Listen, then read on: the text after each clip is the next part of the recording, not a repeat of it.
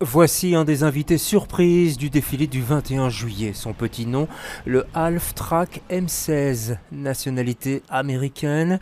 La dernière fois qu'il a été utilisé, c'était pour libérer la Belgique du côté de Bastogne, il y a 80 ans.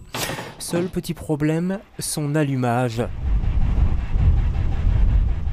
Ça se comprend et on y reviendra plus tard. Allons voir plutôt à l'intérieur du musée de l'air. On y parle fête nationale, drones, feux d'artifice et concerts prévus dès 18 h au cinquantenaire, mais aussi défilé avec, pour les policiers et leurs ministres, une petite pointe tout de même de fierté. J'élargirais même le propos. Je fais beaucoup de visites de terrain parce que j'ai besoin de comprendre, de sentir, d'écouter ce qui se passe. Et malgré les difficultés auxquelles que ce soit la police, les pompiers, la protection civile sont confrontés, qu'elles soient budgétaires, de staffing, parfois de respect ou de manque de respect auxquels ils sont confrontés, je ressens toujours un engagement, un vrai engagement de gens qui sont là au service de la société et je trouve ça extrêmement motivant et c'est pour ça que je les soutiens vraiment à 100%. À ses côtés, Theo Franken, un peu moins léger. Il faut dire que depuis 1945, on n'a jamais autant parlé de défense. J'espère d'avoir la vision stratégique adoptée par le Conseil des ministres avant le 21 juillet, j'espère vendredi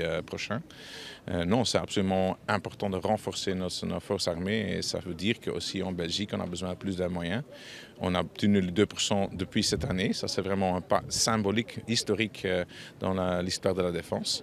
Et maintenant, le 21 juillet, on voit les Griffons, il y a beaucoup de nouvelles capacités, des drones, le cyber, l'innovation. Ça, c'est vraiment le futur du combat. Alors, je suis content de le montrer.